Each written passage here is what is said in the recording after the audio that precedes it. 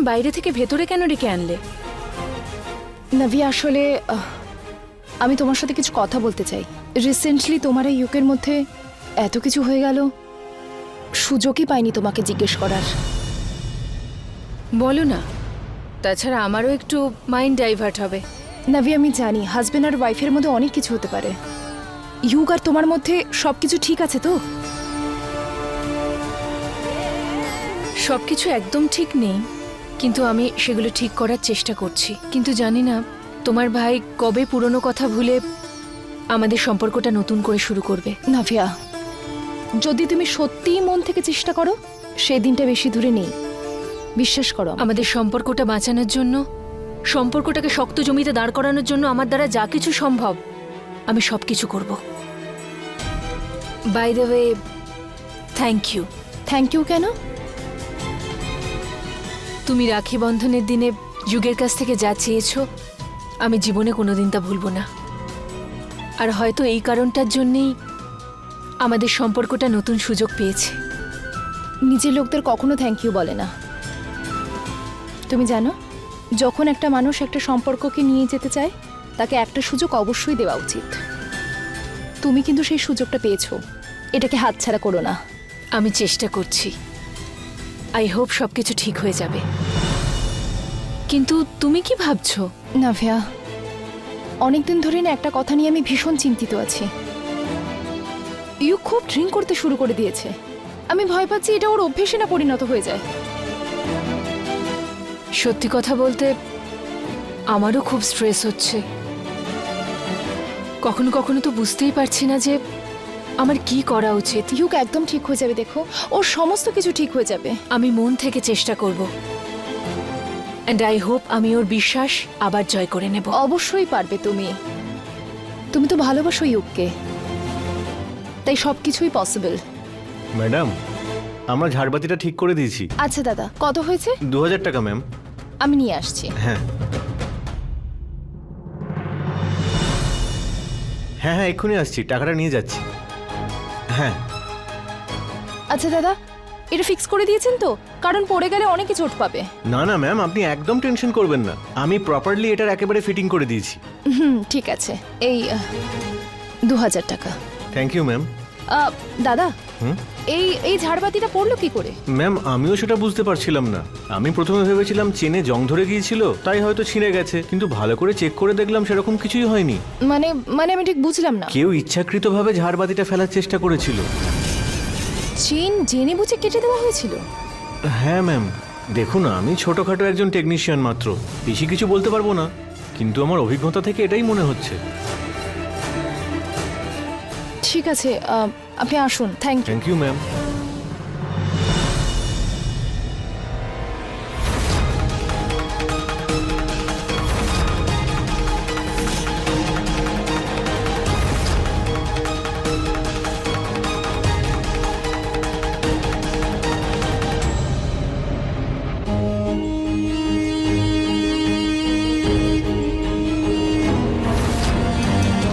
Is everything okay Shubho? তুমি ঠিক আছো?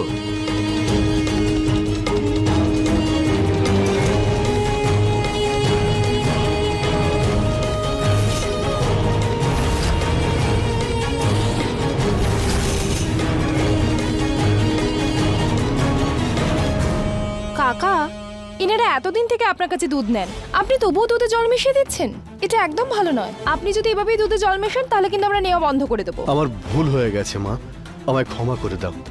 দেখো, আমার কাছ থেকে দুধ নেওয়া বন্ধ করো না। আজকের পর থেকে আমি আর কাউকেই খারাপ দুধ দেবো না, কথা দিচ্ছি মা, ক্ষমা করে দাও। কাকা, আপনি এভাবে ক্ষমা চাইবেন না, কিন্তু প্লিজ এরকম কাজ আর করবেন না।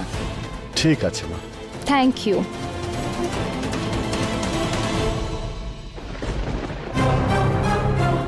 পিসেমশাই এখানে কি করছে?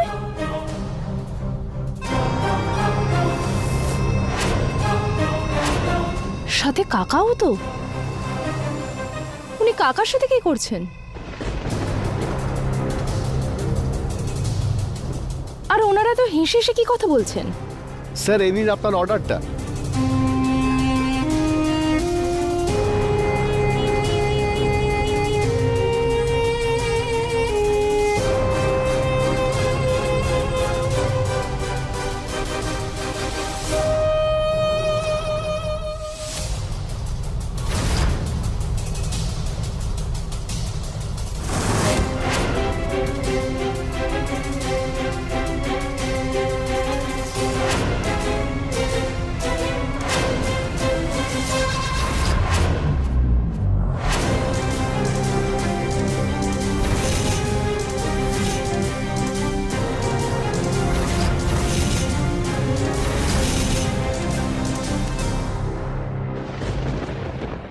তাহলে যাওয়া যাক দাদা।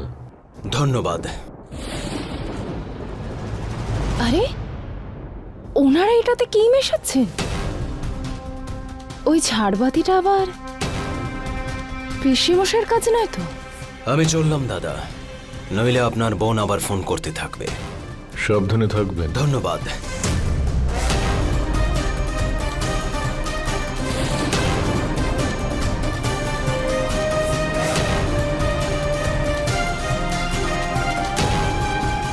আমাকে এখনই বাড়ি যেতে হবে।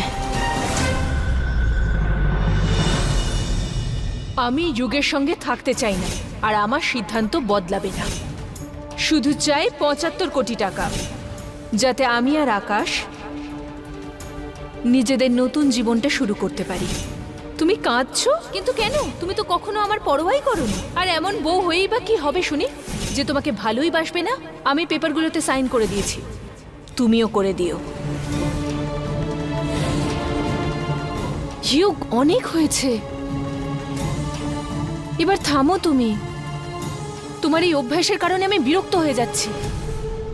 আমার এই অভ্যেস থেকে বিরক্ত হয়ে যাচ্ছে তুমি?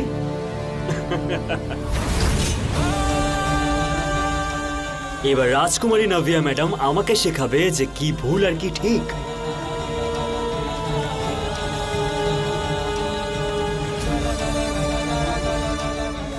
বোতলটা দাও। আমি তোমার স্ত্রী হই, আর সেই কারণে এটা আমার দায়িত্ব যে আমি তোমাকে বলি তুমি কোনটা ভুল করছো আর কোনটা ঠিক। যুগ, আমার কথা শোনো। নেশার জিনিস কারোর জন্যই ভালো হয় না। এটা আমাদের সম্পর্কটাকে নষ্ট করে দিতে পারে। যুগ, নেশার জিনিস বুকটাকে তো জ্বালিয়ে দেয়, আর অন্তত মনটাকে তো শান্ত করে। আমি সেটাই করছি যেটা একজন ভালো স্ত্রীর করা উচিত। আমি তোমাকে আর খেতে দেব না। যুগ, ও ভালো বউ না? এরকম স্ত্রী হওয়ার ভূত তোমার মাথায় কোথা থেকে এলো? আচ্ছা, তোমার ওই চিটার বয়ফ্রেন্ডের নাম কি ছিল? আকাশের কাছে ছিল না তো? এই সমস্ত কি বলছো তুমি? যুগ, নাভিয়া, এটা মাথায় রাখবে। এখনো তোমাকে অনেক কিছু প্রুভ করতে হবে আমাকে। এই জন্য ততদিন আমাদের রিলেশন ঠিক থাকবে না। আমার বোতলটা দাও। নাভিয়া, আমি বলছি আমাকে খেতে দাও। আমি দেব না। আমি বললাম আমাকে খেতে দাও। আমি দেব না। যুগ, নাভিয়া, আমার বোতলটা দাও আমাকে। আমি তো বললাম আমি দেব না। বোতলটা দাও।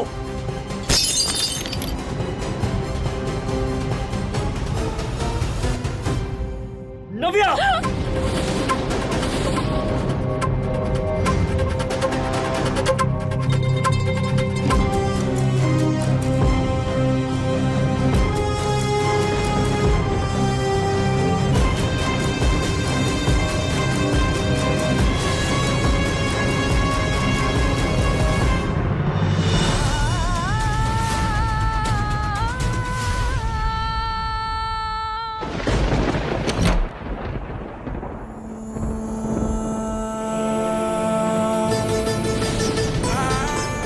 সায়নী, সায়নী, সায়নী, আরে কোথায় তুমি?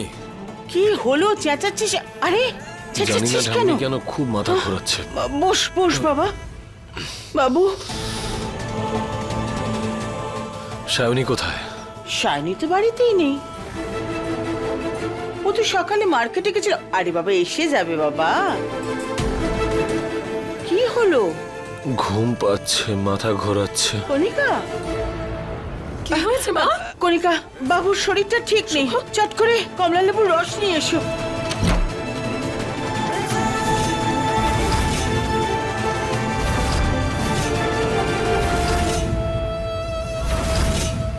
আমার মনে হচ্ছে শুভর ওপর আমার অস্ত্র ঠিকঠাক কাজ করছে। এটাই সঠিক সময় আমার নতুন চালটা খেলা।